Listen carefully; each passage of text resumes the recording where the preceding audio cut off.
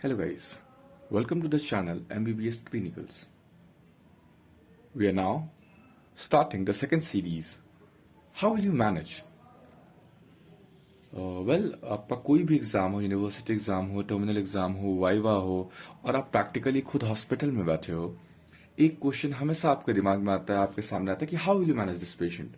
ठीक है, तो जो भी इमरजेंसी कंडीशन है या जो भी कंडीशंस होते हैं जो हमारी यूनिवर्सिटी एग्जाम्स में पूछे जाते हैं, ठीक है, we have made the series only directed toward those. For example हम लोग पीपीएच का बात करेंगे, प्लासेंटा प्रीविया का बात करेंगे, हम लोग फाइब्रॉइड के मैनेजमेंट का बात करेंगे।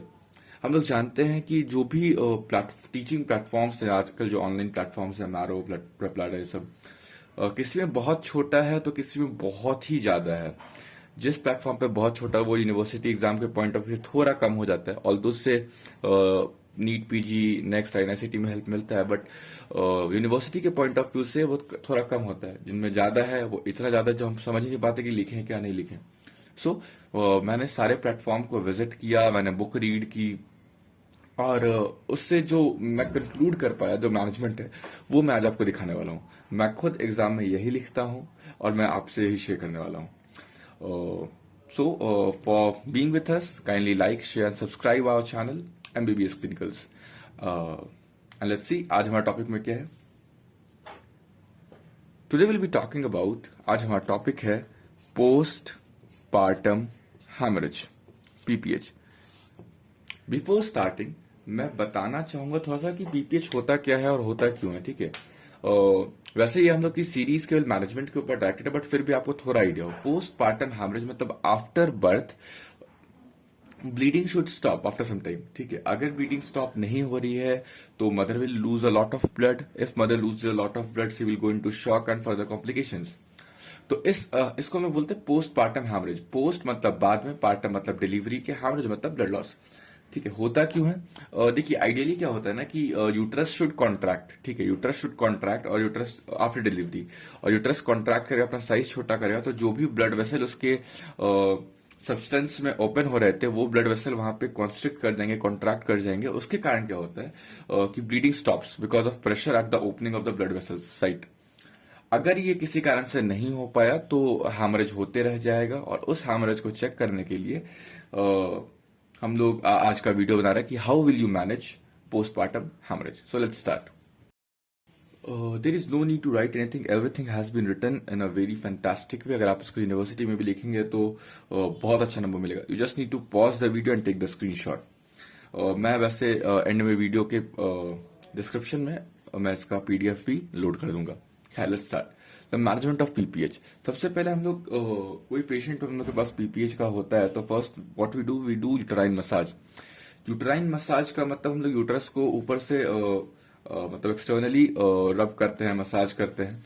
ठीक है, कभी कभी होता है कि ये स्टिमुलेशन की तरह काम करता है। ठीक है, यूट्रस अगर स्टिमुलेट नहीं हो पाता, टच करने से हो सकता है वो कॉन्ट्रैक्ट कर जाए, ब्लीडिंग स्टॉप हो जाए। अगर नहीं होता है तो we need to put 2 wide bore IV cannula. ठीक है, वाइड बोर आईवी कैन्युला हम लोग दोनों साइड फीमेल में प्लेस करेंगे और हम लोग 1000 ml क्रिस्टलॉइड को चढ़ा देते हैं। ठीक है, ये इनपुट हुआ। फीमेल जो आउटपुट निकाल रही होगी उसको मेजर करने के लिए हम लोग फोलिस पुट करते हैं, फोलिस कैथेटर, यू नो। तो हम लोग कितना क्वांटिटी ऑफ फ्लूइड चढ़ा रहे हैं और कितना क्वांटिटी ऑफ फ्लूइड निकल रहा है हम लोग के बैग में कलेक्ट हो रहा है, इसके कारण हम लोग इनपुट और आउटपुट दोनों को मैनेज कर सकते हैं, रेगुलेट कर सकते हैं। दूसरी बात, क्योंकि फीमेल कंटिन्यूसली ब्लड लॉस किए जा रही है, ठीक है, she might go in shock, so we need to know the blood group of the female, the Rh of the female. ठीक है, ताकि हम लोग ब्लड अरेंज कर सके। So we need to do the blood grouping, Rh and ABG of the female. जब हम लोग ब्लड अरेंज कर लेते हैं, अब हम लोग का फर्दर स्टेप होता है कि पता करें कि ये जो पीपीएच हो रहा है ये किस तरह का पीपीएच है। इससे पहले आपको बता दूं, पीपीएच आपके पास ट्रॉमेटिक हो सकता है या फिर एटोनिक पीपीएच हो सकता है। चलिए स्टार्ट करते हैं। तो ये कैसे पता चलेगा? We need to do the per abdominal examination और पर वजाइनल एग्जामिनेशन। पहले हम लोग पर एब्डोमिनल एग्जामिनेशन करते हैं। पर एब्डोमिनल एग्जामिनेशन करने पे अगर हम लोग को यूट्रस का टोन दिखता है कि the tone of uterus is good, ठीक है, इट मीन्स कि there has been some trauma, और जो अब जो ब्लीडिंग हो रहा है वो ट्रॉमा के कारण हो रहा है। इस तरह के हम पीपीएच को हम लोग ट्रॉमेटिक पीपीएच बोलते हैं।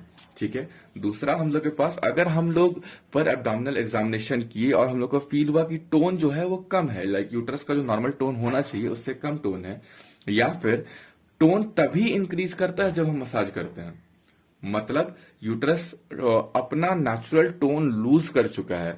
ठीक है, इस तरह के यूट्रस को हम लोग बोलते हैं एटोनिक यूट्रस, और इस एटोनिक यूट्रस के होने वाले पीपीएच को हम लोग एटोनिक पीपीएच बोलते हैं। तो हम लोग के पास दो तरह का पीपीएच है, ट्रॉमेटिक पीपीएच और एक एटोनिक पीपीएच। पहले हम लोग बात करते हैं ट्रॉमेटिक पीपीएच का। तो ट्रॉमेटिक पीपीएच में मतलब there has been some trauma, तो we need to locate the site of trauma. इसके लिए हम लोग क्या करते हैं, पर वेजाइनल एग्जामिनेशन करते हैं। पर वेजाइनली हम लोग फिंगर इंसर्ट करते हैं और हम लोग चेक करते हैं कि what is the site of laceration और what is the site of जहां पे हेमाटोमा बना है। ठीक है, साइट ऑफ लैसरेशन या हेमाटोमा को पता करने के बाद हम लोग उसको अकॉर्डिंगली रिपेयर करते हैं, जैसे हम लोग को रिपेयर करना होगा। मेन हम लोग का फोकस है कि how will you manage atonic PPH, जहां पे यूट्रस की टोनिसिटी कम हो गई है, जहां पे यूट्रस कॉन्ट्रैक्ट नहीं कर पा रहा है, उसको आप कैसे मैनेज करोगे। तो सिंपल मैनेजमेंट इज कि अगर यूट्रस कॉन्ट्रैक्ट नहीं कर पा रहा है तो we need to give some drug जो कि उसको कॉन्ट्रैक्ट करने में हेल्प करे, जो उसकी टोनिसिटी को बढ़ाए। That's why we give uterotonic drug. अभी तक यूट्रस एटोनिक हो गया था, तो we need to give tonicity increase करने वाला ड्रग, यूटरोटोनिक ड्रग। और बीटिंग स्टॉप करने के लिए वी गिव ट्रेनेक्सा और tranexamic acid. How does it go, let's see. तो अभी आपको देख के लग रहा है कि यहाँ पे बहुत सारे दवा का नाम मैंने लिख रखा है, याद करना बहुत आसान है। अगला सवाल उठता है क्या डोज के साथ याद करना जरूरी है। मैं बोलूंगा डोजिंग भी याद करना बहुत आसान है, just be with me, B with me and will see it. ठीक है, तो मैंने आपको अभी पिछले स्लाइड में बोला था कि अगर एटोनिक पीपीएच होता है तो we need to give uterotonics and Tranexa. ठीक है, तो what are the uterotonic drugs. ठीक है, सबसे पहले हम लोग जानते हैं कि oxytocin has been a wonderful uterotonic drug. ठीक है, तो पहले आप नाम याद कर लो, oxytocin, methyl ergometrine, carboprost, misoprostol, dinoprostone. Carboprost, misoprostol, dinoprostone, oxytocin, methyl ergometrine एक साथ। ठीक है, चलिए स्टार्ट करते हैं। कौन कौन से 5 ड्रग थे, oxytocin, methyl ergometrine, carboprost, misoprostol, डाइनोप्रोस्टोन। कोई दिक्कत नहीं। Oxytocin, methyl ergometrine, carboprost, misoprostol, डाइनोप्रोस्टोन, ये तीनों एक साथ याद रखिए, ये दोनों एक साथ याद रखिए। चलिए स्टार्ट करते हैं ऑक्सीटोसिन से। अब पहले मैं एक बार आपको ट्रिक बताया था, उसके बाद फिर फाइनली रीड कर दूंगा। देखिए ऑक्सीटोसिन ट्रिक क्या है, basically there is a pattern. Oxytocin हम लोग 20 इंटरनेशनल यूनिट देते हैं 550 ml में। ठीक है, आगे हम लोग बात करेंगे। ऑक्सीटोसिन हम लोग 20 इंटरनेशनल यूनिट देते हैं, मिथाइल एर्गोमेट्रिन 200, 20 से सीधे 200 कर दीजिए। 20 इंटरनेशनल यूनिट 200 माइक्रोग्राम, नीचे वाला 250 माइक्रोग्राम, उसका अगला क्या 200-250 का बात करें, सीधे 800, हाई नंबर। ठीक है, तो 20 international unit 200 microgram, 250 microgram, 800 microgram. ठीक है, सीक्वेंस में। और डाइनोप्रोस्टोन का हम लोग को डोजिंग नहीं पढ़ना है। ठीक है, तो ऑक्सीटोसिन में कितने रहते हैं, 20 इंटरनेशनल यूनिट इन 250 ml। ठीक है, इसके बाद आता मिथाइल एर्गोमेट्रिन, तो 20 के बाद क्या था 200 माइक्रोग्राम, उसके बाद क्या था 250 माइक्रोग्राम, उसके बाद क्या था 800 माइक्रोग्राम। कोई दिक्कत, 20 200 250 800, कोई दिक्कत। चलिए स्टार्ट करते हैं। Oxytocin 20 international unit is given in 550 ml। ठीक है, तो पहली बात आपको ध्यान रखनी है कि ये फर्स्ट लाइन ड्रग है, और दूसरी बात आपको याद रखनी है कि इसको हम लोग ना आईवी बोलस के फॉर्म में नहीं देते हैं। ठीक है, आईवी बोलस का मतलब क्या होता है, जब हम लोग आईवी को बहुत, जो बोलते हैं ना कि gushing of fluid into the body, ठीक है, बहुत हाई रेट से बहुत हाई अमाउंट ऑफ ब्लड को में डालते हैं, तो उसको हम लोग आईवी बोलस बोलते हैं। ठीक है, तो आईवी बोलस के फॉर्म में हम लोग ऑक्सीटोसिन नहीं देते हैं। ठीक है, अगला देखिए, अगला है 20 के बाद 200 माइक्रोग्राम हर 4 घंटे पे देते हैं। ठीक है, ये पिछला वाला आईवी कॉन्ट्राइंडिकेटेड था, ये आईएम देते हैं। ठीक है, याद रखिए, थोड़ा पैटर्न बनाइए, आईवी से आईएम। पिछला वाला आईवी कॉन्ट्राइंडिकेटेड था, इसको हम लोग आईएम देते हैं। ठीक है, आईवी तो कॉन्ट्राइंडिकेटेड है ना, तो आईएम देंगे। 200 माइक्रोग्राम एवरी 4 आवर्स। इसका साइड इफेक्ट होता है इसका कॉन्ट्राइंडिकेशन होता है टॉपर, TOPER। टी से है ट्विन प्रेगनेंसी, ओ से है ऑर्गेनिक हार्ट डिजीज, पी से अगर मदर को प्री एक्लेम्शिया है, ई से एक्लेम्शिया, और अगर ये RH नेगेटिव प्रेगनेंसी है। ठीक है, तो कॉन्ट्राइंडिकेशन इज टॉपर। अगला है कार्बोप्रोस्ट। कार्बोप्रोस्ट 200 के बाद मैंने क्या बोला 250 माइक्रोग्राम। 250 माइक्रोग्राम हम देते हैं एवरी 1.5 आवर। पिछला वाला 4 आवर था, ये वाला 1.5 आवर है। ठीक है, 20, 200 और 250। अब अगला क्या है 800।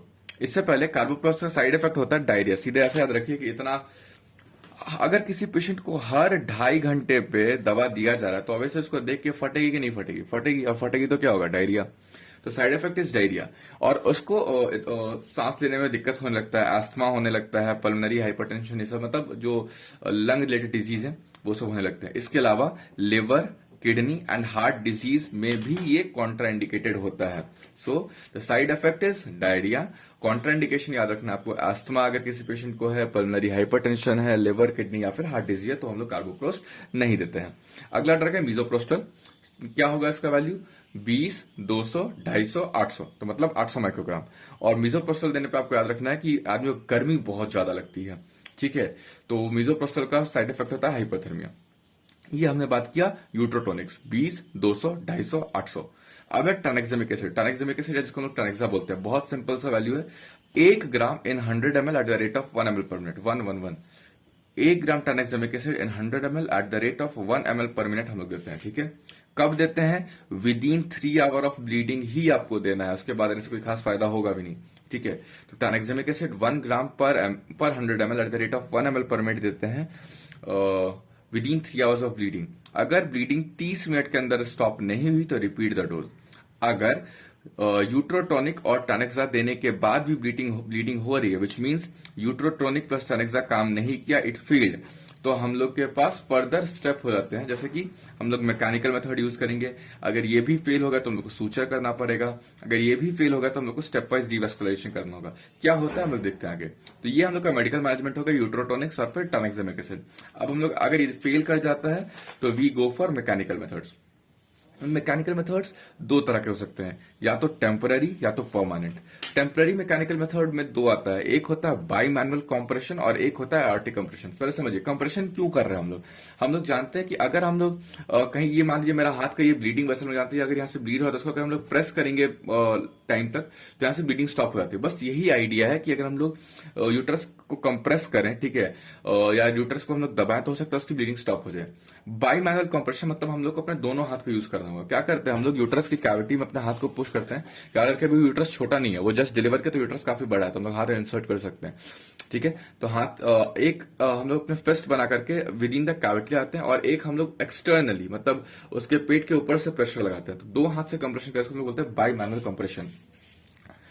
लेकिन आप कब तक ऐसे प्रेशर लगा सकते हैं, इसलिए टेम्पररी मेथड है ना, ठीक है। दूसरा टेम्पररी मेथड होता है एओर्टिक कंप्रेशन। हम लोग S1 लेवल के मतलब अराउंड एम्बलिकस हम लोग एक्सटर्नली ही प्रेशर लगाते हैं एओर्टा पे, ताकि जो blood supply to the uterus है वो थोड़ा इससे कम हो जाए, ठीक है। कितना ये सब सक्सेसफुल है पता नहीं, दैट्स वाई अब हम लोग आते हैं परमानेंट मेथड पे। टेम्पररी मेथड में हमने 2 बोला, एक तो बोला बाई मैनुअल कंप्रेशन और एक हम लोग बोला कि अराउंड अम्बलिकस कंप्रेशन, इसको हम आर्टिक कंप्रेशन बोल रहे हैं।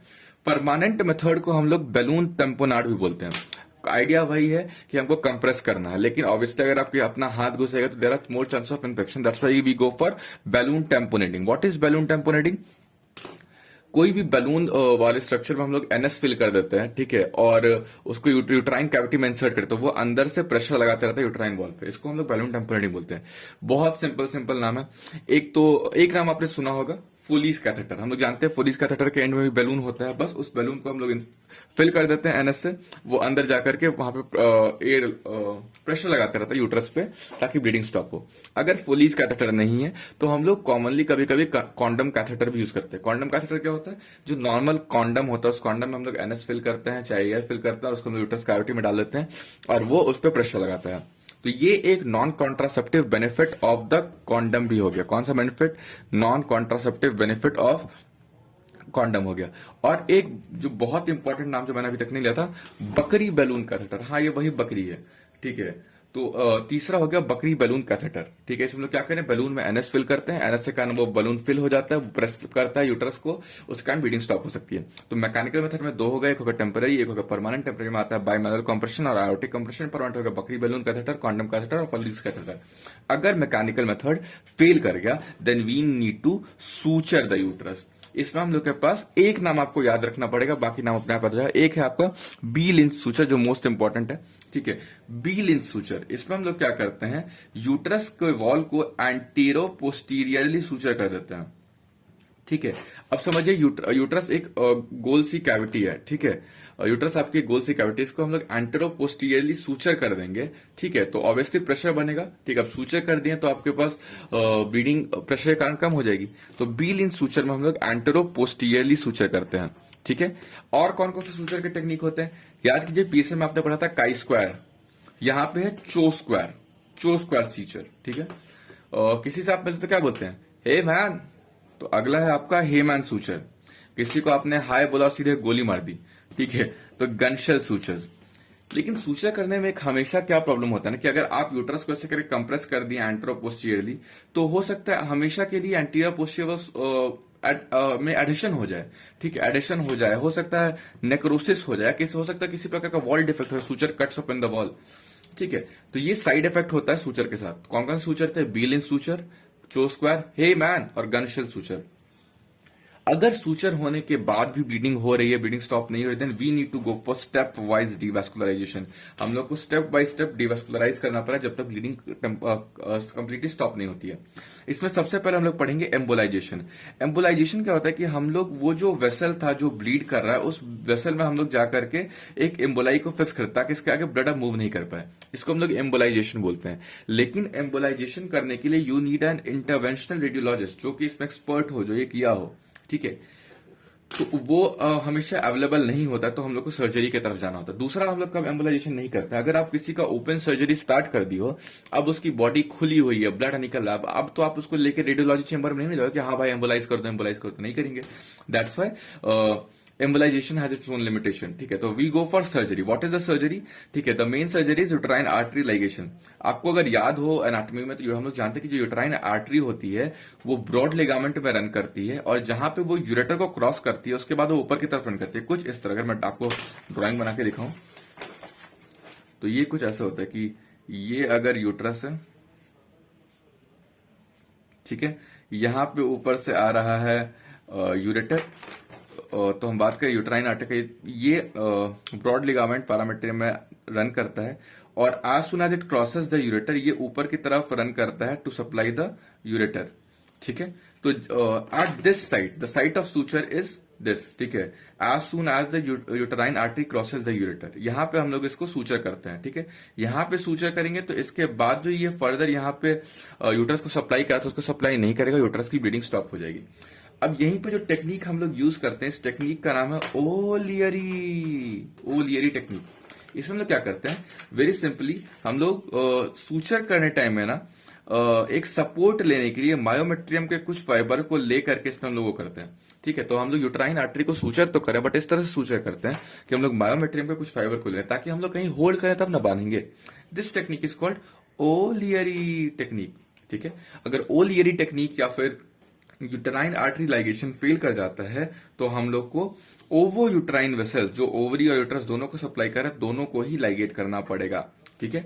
हम लोग बात कर रहे थे स्टेप वाइज डिवास्कुलराइजेशन का, जिसमें हम लोग बात की सर्जरी और embolisation. Embolisation has its own limitation. Surgery हमने यूट्राइन आर्टरी को लाइगेट किया, ओलियरी टेक्निक से अगर ये भी काम नहीं कर पाया तो हम लोग ओवो यूट्राइन वेसल को लाइगेट करते हैं। अगर ये भी फेल कर गया तब क्या करेंगे? अगर ये भी फेल कर गया तो हम लोग को चेक करना होगा कि देखो इतना फेल हुआ मतलब अब तक बहुत ब्लड लॉस हो चुका होगा, तो हो सकता है कि मदर अनस्टेबल हो गई हो, लेकिन चांस है कि हो सकता है मदर स्टेबल हो। अगर मदर स्टेबल है then we go for internal iliac artery ligation. अगर हम लोग इंटरनल इलियक आर्टरी को लाइगेट करेंगे तो सबसे पहली बात ये समझिए कि लाइगेशन के साइड के डिस्टली, मतलब जहां भी आपने लाइगेट किया उसके बाद पल्स प्रेशर जो होगा वो 85% तक कम हो जाता है, ठीक है। ऐसी फीमेल में जो पल्स प्रेशर है वो 85% तक कम हो जाता है। लाइगेट करते कहाँ है? हम लोग जानते हैं कि कॉमन इलियक एब्डोमिनल आयोर्टा से हम लोग के पास कॉमन इलियक आर्टरी निकलती है। कॉमन इलियक आर्टरी एक्सटर्नल और इंटरनल इलियक आर्टरी में डिवाइड करती है। Common iliac artery, external iliac artery और इंटरनल इलियक आर्टरी। अब from the site of division से 5 सेंटीमीटर छोड़ करके हम लोग यहां पे लाइगेट करते हैं, यहां से यहीं कहीं अराइज हो रही होती है यूट्राइन आर्टरी, ठीक है। तो इंटरनल इलियक आर्टरी को हम लोग लाइगेट करते हैं 5 centimetre beyond it's division from common iliac artery, लेकिन इसका साइड इफेक्ट है कि 85% पल्स प्रेशर डिक्रीज कर जाता है distal to the side of ligation. अगर मदर अनस्टेबल है तब हम लोग क्या करेंगे? अगर मदर अनस्टेबल है तो हम लोग को अब टाइम नहीं वेस्ट करना है, डायरेक्टली यूट्रस ना ब्लीड कर रहा है, निकालो यूट्रस, कोई बात नहीं, ठीक है। मदर की जान को बचाना ज्यादा जरूरी है, अगली बार वो बच्चा नहीं करे तो कोई बात नहीं, ठीक है। तो वी डू सब टोटल हिस्टेक्टमी। सब टोटल हिस्टेक्टमी हम लोग क्या रिमूव करते हैं? हम लोग यूट्रस को रिमूव कर देते हैं, लेकिन सर्विक्स और vagina as it is preserved रहता है। इसके कारण उस फीमेल के कोइटल फंक्शन को कोई इफेक्ट नहीं होगा। इनफैक्ट तो बढ़िया ही है ना कि कोइटस होते रहेगा और बच्चा नहीं होगा, ठीक है। तो अगर मदर अनस्टेबल है तो वी नीड टू डू सब टोटल हिस्टेक्टमी, ठीक है। अगर सब टोटल हिस्टेक्टमी भी फेल कर गया तो we need to do pelvic packing. Pelvic packing is the ultimate step, ठीक है, कि जो ब्लीड हो रहा है उसको हम लोग पैक कर दें। और इसके लिए हम लोग कौन सी पैकिंग यूज करते हैं? छतरी पैकिंग, यानी अम्ब्रेला पैकिंग, ठीक है। दैट्स ऑल गाइस, ठीक है। इतना करने पे हम लोग की फीमेल बच जाएगी। अगर इसके बाद भी ब्लड लॉस काफी ज्यादा है तो हम लोग को ब्लड ट्रांसफ्यूज करना पड़ेगा। That's all from my side in this video of management of PPH. मैं एक बार फटाक से रिवाइज कराता हूं। हम लोग को we need to do the uterine massage, दो वाइट बोर आईवी कैनुला डालेंगे, 1000 ml क्रिस्टलाइट डालेंगे, फोलीज डालेंगे, इनपुट आउटपुट को मैनेज करेंगे, ब्लड ग्रुप आरएच को चेक करके ब्लड अरेंज करेंगे, पीए करेंगे। अगर पीए टोन कम हम लोग को मिलता है तो हम लोग समझ जाएंगे कि ये हम लोग का एटोनिक पीपीएच की तरफ है, और अगर टोन ज्यादा मिलता है तो ये ट्रॉमा के कारण हुआ होगा। तो we need to do the PV examination and look for the site of कहां से ये ब्लीड कर रहा है, लैसरेशन हेमाटोमा का, उसको हम लोग को रिपेयर करना होगा। अगला है यूट्रोटोनिक। हम लोग आपको 5 नाम बताया: ऑक्सीटोसिन, मिथाइल एर्गोमेट्रिन, कार्बोप्रोस, मिजोप्रोस्टोल, डाइनोप्रोस्टोन। सीक्वेंस है 20, 200, 250, 800। बाकी मैंने आपको बता ही दिया है। टेनेक्सेमिक एसिड हम लोग देते हैं 1 gram in 100 ml at the rate of 1 ml per minute. अगर 3 घंटे के अंदर देना होता है। इसके यहाँ पे देखिए 3 घंटे के अंदर देना होता है, फिर यहाँ पे 30 मिनट है। तो पैटर्न है, लाइक अगर आप याद करना चाहें तो 3 घंटे के अंदर हम लोग टेनेक्सेमिक एसिड देते हैं। अगर 30 मिनट के बाद भी ब्लीडिंग नहीं रुकती है तो हम लोग को डोज रिपीट करना है। अगर फिर भी नहीं हुआ तो we need to go for the mechanical method. दो तरह होता है, temporary method and permanent method. Temporary method में हम लोग के पास है बाइमैनुअल कंप्रेशन और आर्टिक कंप्रेशन, और दूसरा परमानेंट मेथड जिसको हम लोग बोलते हैं बैलून टेम्पोनाट, जिसमें हम लोग के पास है बकरी बलून, फोलीज और कॉन्डम कैथेटर। अगर ये फेल किया तो we need to do the suture. पहला आपको याद रखना है बी लिंच, दूसरा मैंने बोला चाई स्क्वायर से था चो स्क्वायर, हेमैन और गनशेल। इसका साइड इफेक्ट होता है कि नेक्रोसिस हो सकता है, एडिशन हो सकता है, यूट्राइन वॉल डिफेक्ट हो सकता है। अगर ये भी नहीं हुआ, मतलब अभी भी ब्लीड करे, तो we need to go for stepwise devascularisation. हम लोग एम्बोलाइज कर सकते हैं, लेकिन इससे कुछ अपने लिमिटेशन है, तो we need to go for surgery. हम लोग यूट्राइन आर्टरी को लाइगेट करते हैं, इस टेक्निक को बोलते हैं ओलियरी टेक्निक। अगर ये भी फेल होगा तो हम लोग को वो यूट्राइन वेसल को लाइगेट करना है। और अगर ये भी फेल करे तो हम लोग को चेक करना कि मदर स्टेबल है कि अनस्टेबल। अगर मदर स्टेबल है तो हम लोग इंटरनल इलियाक आर्टरी को लाइगेट करते हैं, लेकिन इससे प्रॉब्लम ये होता है कि डिस्टली 85%, 85% तक पल्स प्रेशर जो होता है वो फॉल कर जाता है। और अगर हम लोग बात करें कि मदर अगर अनस्टेबल है तो वी नीड टू डू सब टोटल हिस्टेक्टमी। इसमें कॉइटल फंक्शन प्रिजर्व्ड रहेगा, ठीक है, बट जस्ट हम लोग यूट्रस को निकाल लेते हैं। अगर सब टोटल हिस्टेक्टमी होने के बाद भी ब्लीडिंग हो जा रही है, मींस कहीं और से ब्लीड हो रही है, we need to the pelvic packing. इसका हम लोग अम्ब्रेला पैक यूज करते हैं। That's all guys for today's video. Like, share and subscribe. अगर आपको कोई भी डाउट है please write in the comment section and we will make the next video very soon. Thank you, have a nice day.